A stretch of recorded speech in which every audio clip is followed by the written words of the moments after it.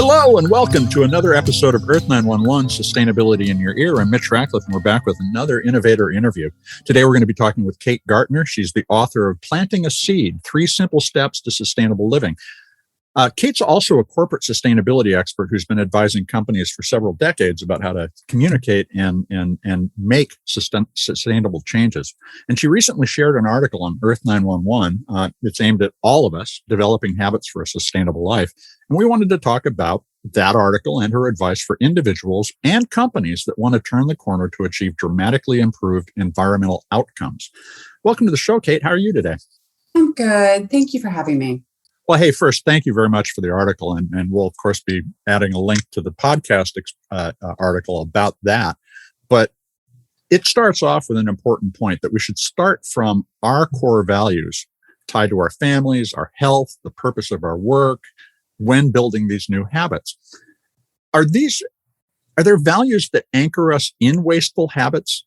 And what are they? Where should we start in terms of trying to diagnose how to change? It's a really good question, sort of the inverse of good values, good habits. Yes, of course, we have values around wasteful habits. And I think we might not even know that they are wasteful. And they're around, convenience or this desire for immediacy. Right? Mm-hmm. It's I have a really good example, but it's the single use of everything, disposable items that we use, the throwaway culture and mentality. I remember I was thinking about when I was growing up, my dad always carried around a handkerchief, right? Not disposable Kleenex packs, but handkerchief that you would just then wash in the washing machine. Mm-hmm. And nobody ever does that anymore. It feels quaint, right? These other values that we sort of have internalized is this norm of instant gratification. That came really about with the growth of Amazon of everything and Prime, right? And also social media. We need to have it immediately, right now, tomorrow, or even today or tonight. Right. And that is the norm that's being picked up by corporations, right? That they see Amazon as best in class, getting product to consumers immediately. And I would say I've never been a proponent, but big box retailers, I understand that they're in some communities, there's value there because you can save a few dollars, but it also promotes overconsumption, mm-hmm. Excess waste. So stopping and thinking, stopping and thinking about those embedded habits, like I'm buying an apple and it's wrapped in plastic. That's right. Or I'm thinking I want this tomorrow, so I'm going to order from Amazon, or I'm going to go over to the Best Buy and pick it up. You're used to saying yes, but there are times when you need to stop and say no. I think we need to go back to the value of patience. Mm-hmm. There can be value in that, waiting for something to come that is maybe more local or doesn't have a lot of packaging associated with it, or even, hey, spending a little extra time and energy to go and pick that thing up instead of it having it shipped to you. So, within an organization, a company or government, there are bound to be a variety of values. And how do you help teams come to a shared set of values they can act on as a group when you're working with organizations? Oh gosh, that is a really good question. So I execute what's called stakeholder engagement workshops around sustainability. So there's a lot of public companies, some private companies out there that are doing a lot around sustainability, and they're siloed. They have this organization, this division, this department that's sort of doing the right things and some things, but they're not really trickling down that knowledge to the rest of the employees or the workforce. And so these workshops are intended to, to socialize what these companies are doing, to educate individuals on what sustainability is. I think it's a big, broad, abstract concept to most. When people think about climate change and sustainability, they think about the glaciers melting and the polar bears dying. Yeah. And they're or plastic in the ocean. Yeah. What can I do about that? And so I try to ground them in, well, what does it mean for you and me, right? At the household, individual, family, community level. And then what I try to do is build affinity groups around what people value, what teams can do. So at the leadership level, they have to arrive at a shared goal. And that may mean acknowledging that the company is not very far toward that goal. How do you coach them about the fact that they need to be transparent with consumers about where they want to go and the challenges they face, in addition to telling the consumers why it's a good idea to buy something from them? Right. So this is a really difficult conversation. You know that to be true, right? Mm-hmm. When I work with C-suite, and I typically do these days, they are driven by a variety of feelings and things that they are hearing and reading in the marketplace. For instance, I'm working with pre-IPO companies, right? High growth companies that are seeking to go public. And what they're hearing is potential investors in the market saying, hey, what are you doing around ESG? Oh, gosh, nothing. So then they have to backtrack into it. I have other startup companies that sell product to millennials and Gen Z. And they say, we're not doing anything around sustainability. We say we're an ethical, sustainable company, but I fear that we're going to get a backlash if we actually don't do something to implement, don't do something more to implement sustainability into our organization. And so they're getting these outside influences of concerns, but they don't have a sort of a holistic view of why this is important and what they should do around that. So education, in short, to answer your question, I educate them on why this is important and needed and the value that can come from deeply embedding sustainability into the operations of a company. I'll give you another example. I was working with a kombucha company, and after I did their carbon inventory, so I calculated their carbon emissions footprint for them. And of course, there's always insights that come out of that. And one of the big ones was, you were putting your kombucha yeast drink into glass bottles. Right. And they were like, well, we're working to, and one of the circularity measures that companies can do is, and what I said is, you can dematerialize that. So you can try to make that glass less heavy and also put some PCR, post-consumer recycling content. And to their credit, they were doing that. But when we looked at, virgin glass and recycled glass versus virgin aluminum, and particularly recycled aluminum, it was a clear advantage to them. And from a carbon emission standpoint, from a reduction standpoint, it was better for them to move to recycled aluminum, to put their kombucha drink in aluminum. And they said, oh, we've already tried that. Our consumers didn't like it. And I said, well, did you tell them why it would be important to do that? Because I do think that millennials and Gen Z, and even some of the younger generation Gen Xers, if you said, listen, the reason why we moved from glass to PCR aluminum is to be better on the environment. And this is the percent of improvement that we can have. I think that they would buy into that. So I think that's an incredibly important point. And particularly younger people don't object, for instance, to wine and aluminum at this point. But that's a side issue. We recently interviewed Trek, the bicycle company, about their sustainability report, which was actually designed as an internal education document.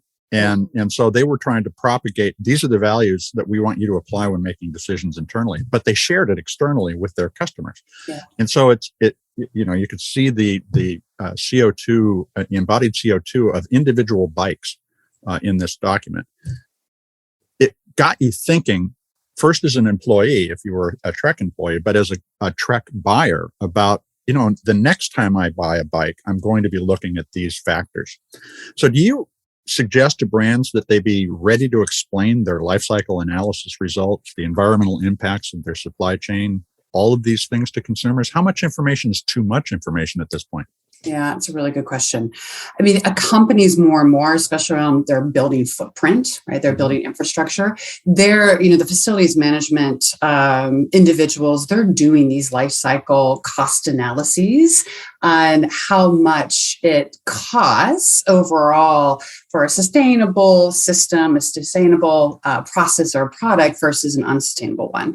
But when you're thinking about it from a consumer perspective, I don't think that they really have an understanding around life cycle cost assessments. Sure. I do think that they understand comparables. Mhm. So if a company says, hey, we've got these 20 different like products, these 5 are made more sustainably, and this is the footprint, the carbon footprint, right, of these 5 versus, the whole set of 20, I think people can understand that. Oh, wow, this is better for the environment, these 5 versus these other 15. But from a different perspective, if, one way of thinking about it from a consumer standpoint is to say, you have to ask questions like, how long is this product going to last compared to an unsustainable one? How is it packaged, and is that packaging recyclable or hard to recyclable? And then how is it going to be disposed of? And I think those are the 3 questions that we can sort of embed in any decision that we make around products we buy. And in fact, that is where Earth911's buying guides are going, to look at the sustainability of the product, the sustainable use of the product, and whether or not it can be recycled. Because what we're finding now is people want to know before they buy something whether they'll be able to recycle it when they're done too. Now, you're also describing an environment in which no one's perfect. And the progress that we're making towards sustainability is often judged from the perspective of, well, you've got to be completely sustainable or it's not good enough. And that is true, but it is impossible for most of us to make those radical changes that would take us all the way to net zero today. But by 2030 or 2040, certainly we can get there. Now, how do you coach a company to acknowledge their imperfections?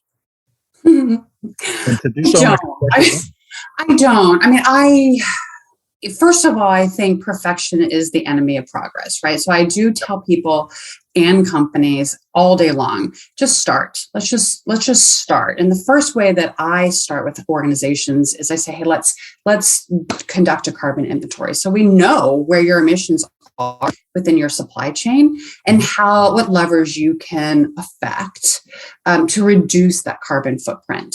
They're amenable to that. So carbon footprinting, carbon inventories, that's really gone mainstream, I think, in the last 5 years. Mm-hmm. The problem is a lot of companies, before they've even done that, have declared climate neutral goals, like you just mentioned. Like, we're just going to be, we agree that we're going to be climate neutral, but they haven't started anywhere. Right. They haven't done sort of that measurement first. And then, so if I can get them to buy in to do a carbon inventory, then I talk about sort of opening up the corporate kimono, right? So because I like to walk plants, I like to ask about behaviors and processes and systems in place. Often the first start of reducing a company's carbon inventory is to say, hey, listen, what are you doing around the energy that you're using? Are you sourcing renewables? So let's talk a little bit about that, and not just saying, hey, let's buy carbon offsets and RECs. Let's consider community solar. Let's consider solar microgrids, but also then considering, power purchase agreements. And so that's sort of it's an easy transition. They have to commit to that investment, but they can see huge gains in that. And then we can progress with, hey, this system needs to be optimized, your HVAC system, your boiler system, your heat pumps. So we move in that direction to deeper sustainability, industrial ecology measures. Now, you mentioned renewable energy, and it is less expensive than fossil fuels alternatives at this point, but there is still a green premium for a lot of products that are made sustainably. What's your take on the state of the green premium? Is choosing sustainable options becoming consistently less expensive outside of the energy arena? How do you explain the fact that it does cost more if not? Right. I still think the green premium is here. You have to pay more for sustainable sustainably made products. That has been exacerbated by the pandemic, and we're still intra-pandemic, right? And we have moved retroactively into single use and use and throw away mentality for health and safety reasons. And that just is going to be our existence for the foreseeable future. From a corporate perspective, I talk to companies a lot about upstream changes, right? Basically taking out certain types of plastics that are hard to recycle or not recyclable right now. And the problem is they're driven by how much does it cost, right? And PCR plastics are a premium, at least 50% more than virgin plastic at this point in time. So we have to somehow either subsidize recycled content into the supply chain, stop subsidizing fossil fuels, right? Yep. And petroleum and gas, to incent corporations to consider using PCR content. We also have to develop a reverse logistics industry in these types of materials, right? Yep. We only really recycle plastic 1 and 2, but the growth in plastics is really in these thermoplastics, these multi-polymers, right? The basically plastic number 7. Everything invented after the numbering system. Yes, but which we do not have a profitable industry in any of those right now. So we have to somehow get that industry going and make it profitable for corporations to spend more or bring that pricing down. I think right now there is no green parity with unsustainable products. So you just have to commit, if you have the resources, to spend more to be better for the environment. So if you were advising a company that was thinking about using packaging, the number 7 plastic packaging, so everything, would you recommend that when they introduce that they also introduce a recycling process and service, a branded, we'll pick this up or we'll find a way to get it back and reuse it? Or is that simply too expensive at this point?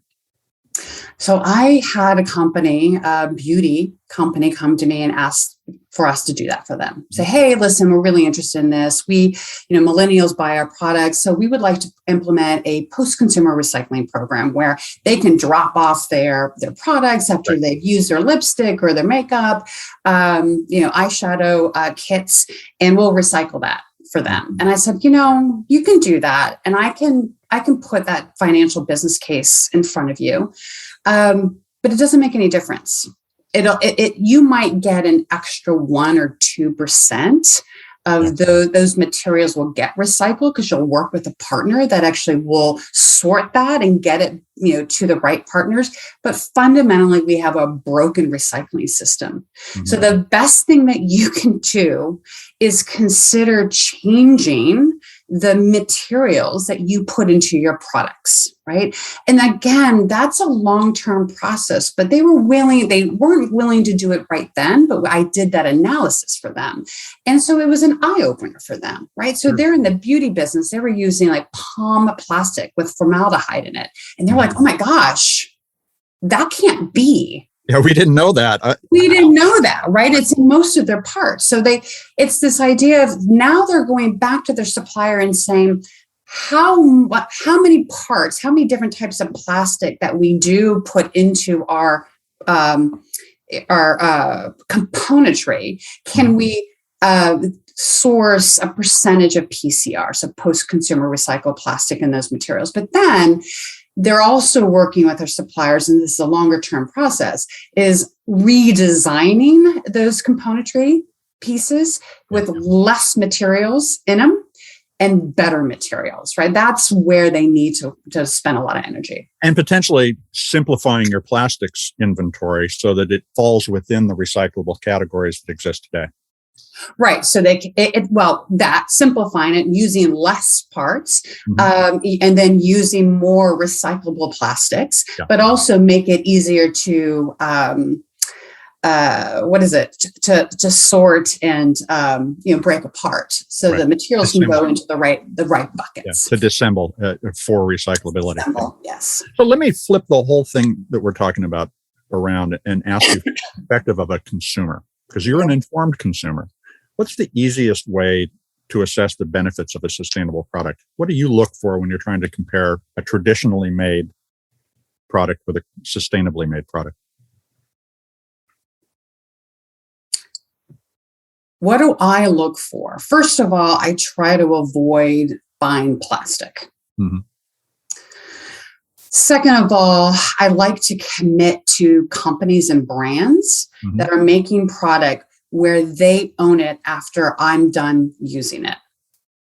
Right? So they accept stewardship of the material. Right. Extended producer responsibility of their products. We don't have much of that in the United States, but it's increasing. So you see that in the electronics, the IT industry. You're starting to see that with washers and dryers and hard durables. But you're also seeing it with apparel, right? So you're seeing Eileen Fisher do it, and Patagonia and REI, where they're saying, listen, if you're done with it, you can ship it back to us, or you can drop it off in a retail, and we'll figure out what to do with it in the best way possible, right? So I ensure I do that. And then, of course, with the pandemic, there's been this huge exponential rise of digital marketplaces and zero waste retailers.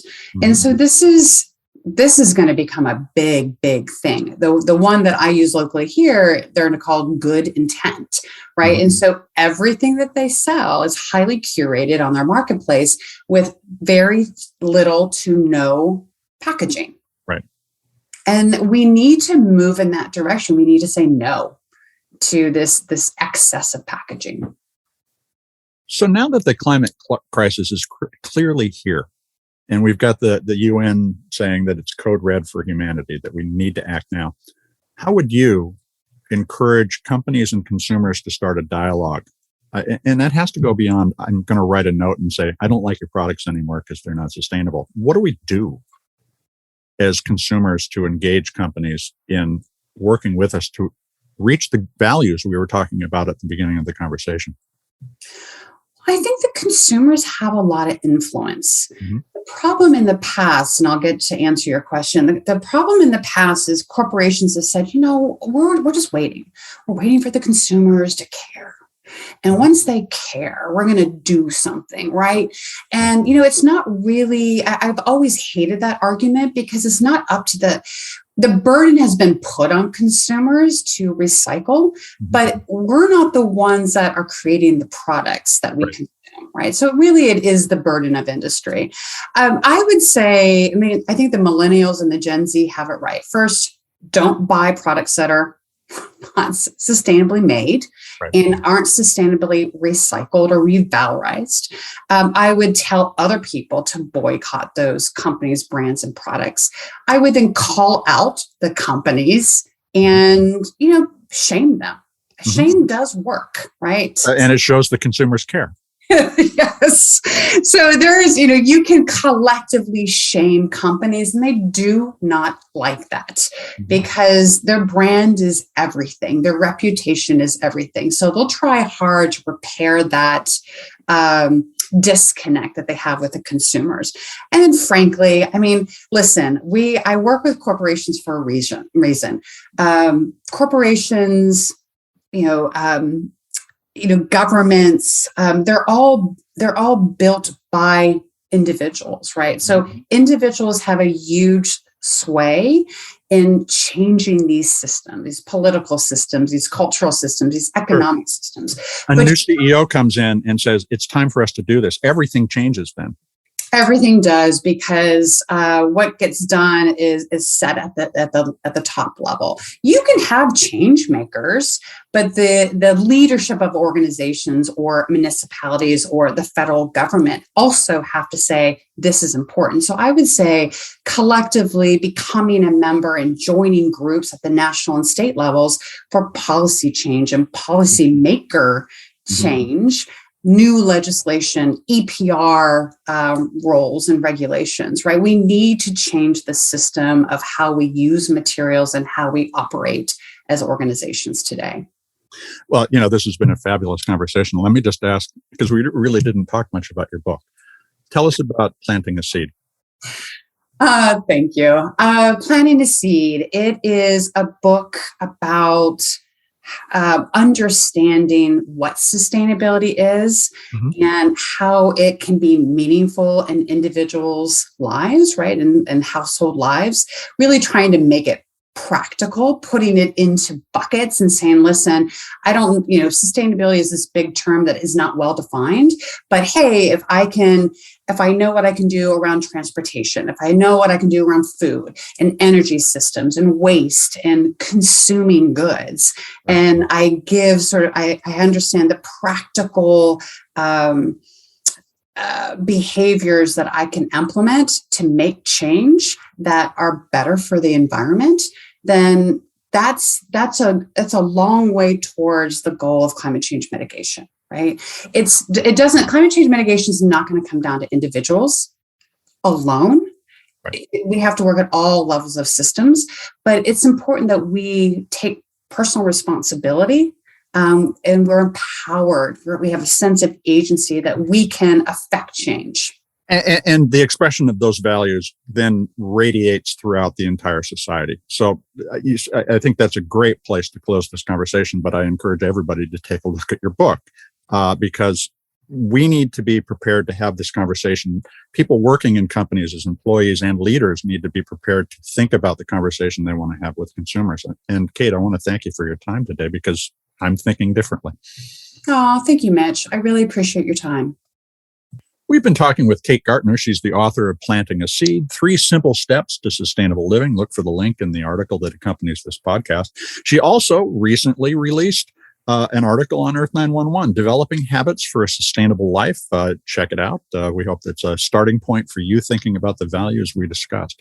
And folks, sustainable values is where we are trying to go. So please share this podcast and others from Earth911 to get your friends and family thinking about what we all need to do together to begin to repair the environment that we have done so much damage to.